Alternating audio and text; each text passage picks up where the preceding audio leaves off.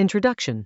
Volume 7 begins after Eris leaves Rudius without explaining her true reason. Ruddy is alive, but emotionally he feels abandoned, and the snowy northern land reflects the emptiness he is carrying inside. Rudius wakes in a room that feels quiet and cold. The absence of Eris hurts more than any monster wound, and he cannot understand why the person he trusted most suddenly disappeared. He begins traveling alone through the northern territories. The wide snowfields make him look small, showing how isolated he feels after losing both his companion and his direction. Even when he uses magic, his power no longer feels exciting. It becomes a tool to survive, while his heart remains stuck on the same painful question: why did Eris leave him? Rudius reaches Rosenberg, a cold frontier city filled with adventurers, taverns, guild work, and rumors. He hopes that if he keeps moving, he can search for Zenith and distract himself from grief. At the Adventurers Guild, Ruddy studies the available requests and begins rebuilding his life through work. Taking jobs gives him structure,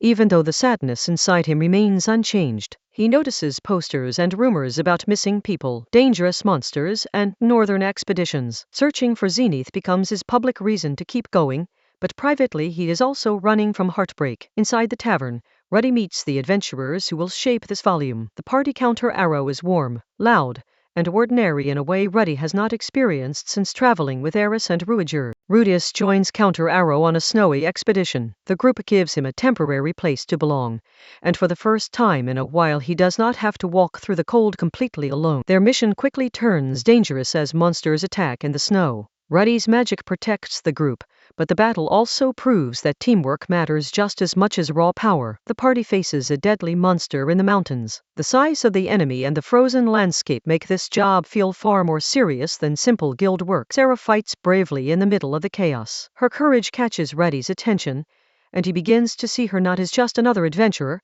but as someone with real strength and pride. Rudius unleashes powerful magic to turn the fight around. His talent impresses the party, but the scene also shows that his strength cannot fully protect him from emotional pain. After the battle, the group gathers by the fire. The warmth of Counter Arrow contrasts with the cold outside, giving Ruddy a brief taste of companionship again. Sarah and Ruddy speak in the snowy town, and their connection begins quietly. She is direct and sometimes sharp, but she also gives him attention that makes him feel seen. A meal with the party gives the story a lighter mood. Ruddy laughs and listens, trying to act normal, while the support of others slowly softens the loneliness around him. Ruddy and Sarah walk together under the town lights. Their relationship is still fragile, but the possibility of something warmer begins to appear. The celebration in the tavern makes Ruddy feel included. Counter Arrow treats him as a companion, and that acceptance becomes one of the first steps in his recovery. Ruddy and Sarah grow closer in a private moment. For Ruddy, this is not just romance. It is hope that he might still be wanted after being abandoned by Eris. The first act closes with Ruddy sitting alone again. Even after companionship and battle, his unresolved trauma remains, waiting to surface at the worst possible moment. Rudius struggles after an intimate failure with Sarah. What should have been a hopeful step forward becomes another wound, because it confirms the insecurity Eris's departure left inside him. The tavern becomes a place of painful noise. Soldat, a blunt and rough adventurer, notices Ruddy's condition and approaches him in a way that is harsh but strangely honest. Soldat's words cut through Ruddy's excuses. He does not comfort Ruddy gently, but he forces him to face the fact that self-pity is starting to swallow him. Sarah watches from a distance, confused and hurt. She does not fully understand what Ruddy is suffering from, and that misunderstanding creates distance between them. Ruddy leaves the town again, still carrying shame and frustration. The cold night outside mirrors his emotional state after the failed connection with Sarah. Sarah stands in the snow, proud but wounded. Her feelings are complicated because she cares about Ruddy, but she also feels rejected and embarrassed by what happened between them. Rudius collapses emotionally during a harsh northern journey. The depression he tried to outrun finally catches up with him, and even his magic cannot fix what is broken inside. Soldat drags Ruddy into work and danger rather than leaving him alone. His method is rough, but it keeps Ruddy moving when Ruddy might otherwise sink completely. The tavern and guild board become Ruddy's new routine. He takes jobs, listens to rumors, and begins learning that survival sometimes means moving one step at a time. A mission leads Ruddy back into the snow, where monsters and blizzards force him to focus on the present. Battle becomes a temporary escape from his own thoughts. Ruddy's magic burns through the storm. Even in despair, he remains incredibly capable, and the story contrasts his outer strength with his inner fragility. A brutal fight leaves the group battered. The northern region does not forgive weakness, and every expedition reminds Ruddy that emotional pain is not the only danger he faces. Soldat and the other adventurers discuss the situation around the fire. Ruddy begins to understand that this world is full of damaged people who keep living anyway. The group prepares for another dangerous rescue. The mood grows darker, because this time someone important may already be trapped beyond reach. A monster ambush in the forest turns the mission into a fight for survival. Ruddy must act quickly, not as a broken boy, but as a mage others are relying on. The battle becomes fierce and chaotic. Ruddy pushes himself through the danger, showing that even when his heart is wounded, his instinct to save others remains strong. Ruddy finds Sarah in terrible condition and carries her out of the snow. This rescue becomes one of the major emotional moments of the volume, because he cannot abandon someone who reached toward him. Around the campfire, the party watches over the injured Sarah. The silence after battle feels heavy, but it also shows that the group has become more than just temporary co-workers. Sarah wakes and speaks with Ruddy in a vulnerable moment. Their feelings are real, but they are also tangled in pain, pride, and poor timing. Ruddy and Sarah face each other honestly. Their connection matters, but the wounds between them cannot be solved by one rescue or one apology. Ruddy enters another snowy city with a stronger sense of purpose. He is still hurt, but he is no longer drifting quite as helplessly as before. He walks through the streets and sees a world that keeps moving. This contrast matters. Even when his personal life feels ruined, the wider world continues demanding choices. At the guild counter, Ruddy accepts new work. Repeated jobs are not glamorous, but they help rebuild his confidence piece by piece. The guild hall becomes a place where Ruddy's name slowly spreads. His strength, reliability, and strange sadness make people remember him. Counter Arrow welcomes Ruddy again, and the party dynamic begins to feel more natural. He does not fully belong yet, but the gap is smaller than before. The team shares food and conversation, creating a warmer rhythm around Ruddy. These everyday moments are important because they show healing happening quietly. A handshake seals a new stage of trust. Ruddy is learning that companionship does not erase pain, but it can keep someone from facing it alone. The party sets out together into the snowy wilderness. With allies beside him, Ruddy's journey feels less like exile and more like a difficult road forward. They track monsters through frozen mountains. The story uses the harsh environment to show that Ruddy's recovery is not smooth or easy.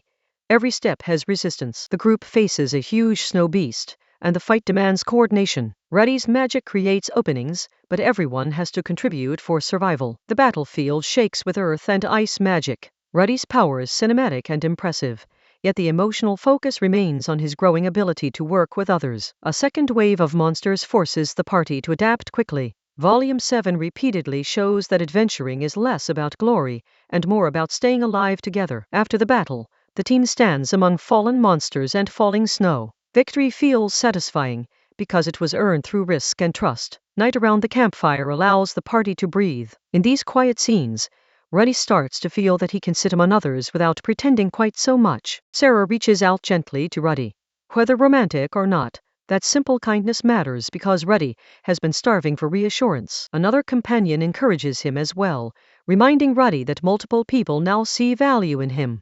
The support is not dramatic, but it keeps him moving. The group looks out over the mountains, and the view feels like a pause before transition. Ruddy has not fully healed, but he is no longer the same broken person who arrived here. Sarah and Ruddy share a quieter farewell atmosphere. Their feelings remain unfinished, but the emotional honesty between them has grown. As the sun rises over the mountains, Ruddy begins to understand that he cannot stay frozen in this grief forever. The world is still wide, and his search for Zenith still matters. The third act closes with Ruddy moving forward. Volume 7 is not a full cure, but it is the first serious step out of the darkness Eris left behind. Ruddy stands before the mountains again, ready for another dangerous expedition. This section emphasizes that the Northern Arc is about repeating hardship until survival becomes habit. Inside a frozen cave, Ruddy reaches out to help an injured companion. The scene captures one of the volume's core lessons.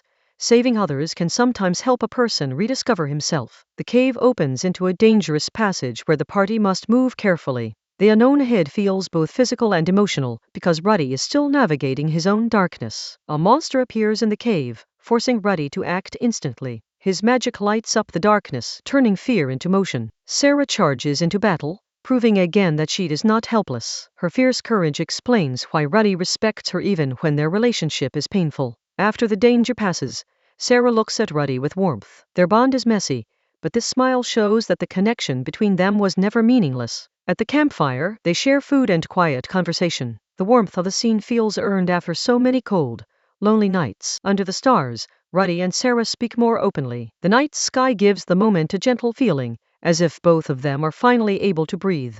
Ruddy begins to smile again. It is a small change, but in this volume a small smile can mean enormous progress. Sarah's own smile shows that she too is ready to move on. Their relationship does not become a perfect romance, but it leaves behind something valuable. Their goodbye is filled with hesitation and unspoken feeling. Volume 7 treats it as bittersweet, not a clean victory or a complete failure. Ruddy holds a small keepsake and reflects on what happened. The object becomes a reminder that even painful connections can leave behind proof that he mattered to someone. Sarah looks away, embarrassed and hurt, but not hateful. Her feelings are complicated, and that complexity makes her part of the story feel human. Ruddy leaves the town once more, but this time he is not exactly the same. The loneliness is still there, yet it no longer has total control over him. Soldat gives Ruddy one last rough piece of support. He may not be gentle, but he helped Ruddy survive a season of life that could have destroyed him. The farewell between Ruddy and Soldat carries respect. Soldat's blunt kindness became one of the unexpected anchors of this volume. Ruddy stands in the open snow, facing the future. His journey is not healed completely, but he has regained enough strength to choose his next direction. In the distance, the next destination waits. The path toward Renoa Magic University and the later cure for his condition begins to feel possible now. Conclusion. Volume 7 is a quiet but essential turning point. It shows Ruddy at one of his lowest emotional points, then slowly rebuilds him through work, friendship, failure, and small acts of kindness. By the end, Ruddy has not forgotten Eris and he has not fully escaped his pain, but he has survived it, learned from it, and taken the first real step toward a new life beyond heartbreak.